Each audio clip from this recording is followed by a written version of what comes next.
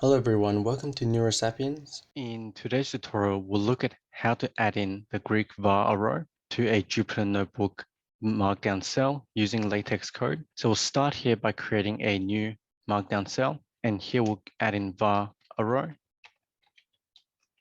and then LaTeX code here is a backslash followed by lowercase v, a, r, rho. And to actually show the Greek Varrho, we need to add $2 symbols before the LaTeX code, as well as $2 symbols after the LaTeX code. So now when we run the cell, we have the Greek Varrho here centered in the middle of the Jupyter Notebook Markdown cell. So this is how to add the Greek Varrho to a Jupyter Notebook Markdown cell using LaTeX code.